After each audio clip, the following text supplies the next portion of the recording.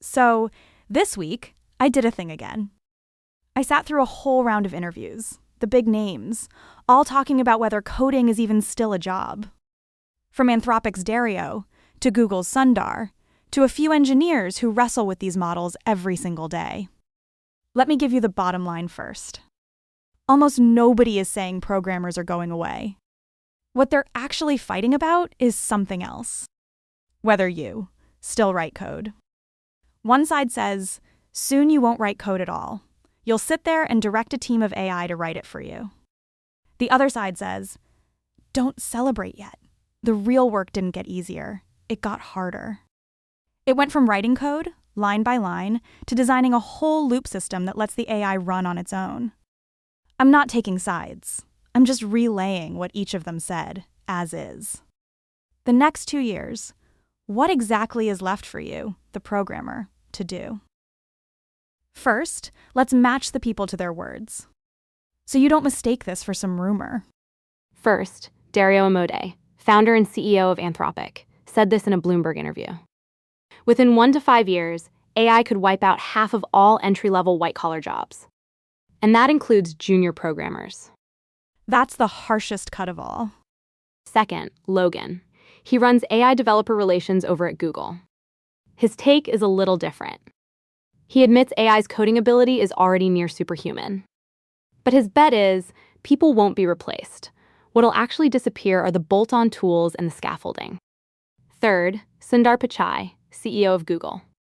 The picture he paints, engineers no longer typing, line by line. Instead, directing a team of agents to get the work done for them. And one more, a term that's blowing up in engineering circles lately. It's called loop engineering. Hang on to that one. It matters later. And there's one thing you've got to keep in mind about these folks. Dario sells AI, Sundar sells cloud, and also AI. Not saying they're wrong. Just know which chair each of them is sitting in when they talk. On the surface, everyone's arguing about whether programmers get replaced. But listen, all the way down, and the real disagreement is just one line. The stronger AI gets, how much work is actually left for people? One camp says the core skill changed, and it got harder. A programmer's core job is no longer writing code. It's not even writing prompts. It's designing a loop system that drives a swarm of AI automatically. Some people call this loop engineering. Designing that loop is far harder than writing a prompt. You have to build it piece by piece, like a real engineer. Not just hit a start button and wait for the results. This camp also drops an even sharper term, cognitive surrender. Meaning, because the AI runs, you stop bothering to check what it actually wrote. And slowly, you lose your grasp of your own system. They call it comprehension debt, and sooner or later, it comes due. The other camp throws cold water on all of this. They say, don't take all this scaffolding too seriously. As the models get stronger, they'll gradually swallow these bolt-on tools and frameworks. The loop you painstakingly built today, one model upgrade tomorrow, and it might just come built in. Standalone tool frameworks will be worth less and less. You hear the contradiction in here? One side says people become the engineer who designs the loop. The other says people end up as just the one who hits the start button. These next 2 years are where that gets settled. When it's people's livelihoods on the line, I won't hand you just one voice. I'm pulling out 4 chairs. 4 people take turns, and you weigh it yourself. Chair 1, the replacement camp. That's Dario. 1 to 5 years, half of entry-level jobs, gone. His logic, AI codes so fast now, the junior-level work. It does it cheaper and quicker. One conflict of interest you should know. He's the CEO of Anthropic, a guy who sells AI, telling you AI can write code. You can hear that as a warning or as an ad. Both readings are on the table. Chair 2, superhuman, but not replacing. That's Logan. AI coding is already near superhuman. He grants that. But his bet, people don't get replaced. The scaffolding does. Because the model will eventually grow those tools right into itself. Translation. The machine gets stronger, but you still have to be there. Because someone has to know what to ask it for, and whether it's right. Chair 3, the Reshape camp. That's Sundar plus the loop engineering crowd. You go from a person who writes code to a person who directs a team of agents. The nature of the work shifts too, from short back and forths to complex, long horizon tasks.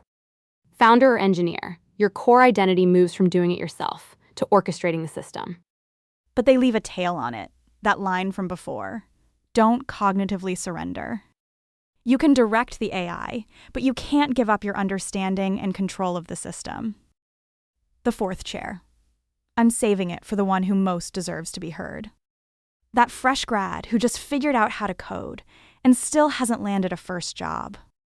The big names are talking trends. What he's facing is whether everything school taught him still counts. This chair, I won't let anyone sit in it for him. I deliberately did not go find a story to comfort you, because history never gives just one answer. I'll give you 3. Match yourself to whichever one fits.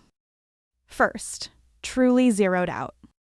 Way back, there was a job called punch card operator. They punched holes to feed computers their input. 1 generation of computers later, that job, gone, just like that. Some jobs really do go to 0. Don't kid yourself.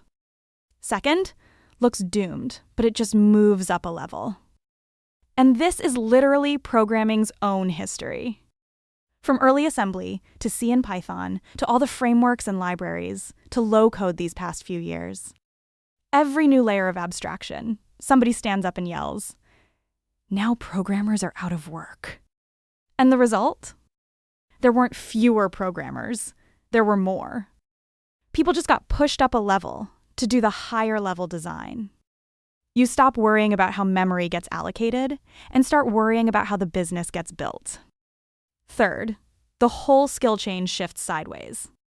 The sysadmins who used to babysit machines moved to the cloud and became today's DevOps. People weren't cut. They got pushed and they leveled up. So which one is the AI agent? My bet. It's very likely the next layer of abstraction. Your job doesn't vanish. It goes from, how do I write this code? To which AI do I send it to? How do I verify it? How do I manage it? After this whole round, my take in 1 line. I don't buy programmers going to 0. And I don't buy nothing will change. Both of those are just too lazy. I lean toward the line in the middle. What really separates people these next 2 years isn't how strong AI is. It's whether you're willing to go from someone who only writes code to someone who can direct the AI and still hold on to their understanding. Remember what the loop engineering folks warned. Don't, just because it runs, hand over your control of the system along with it. That's your last and most valuable moat. From here, just watch 2 signals. 1, the number of entry-level coding jobs. Are they really shrinking or just getting renamed and relisted? 2, in the job requirements. Words like can orchestrate agents, understands loop engineering. When do those start becoming a hard requirement? That day will tell you. Earlier than any programmers are doomed headline. Which way the wind is actually blowing. I'm the one who listens to the whole round for you. Next time, I'll keep relaying what the big names said, straight to you.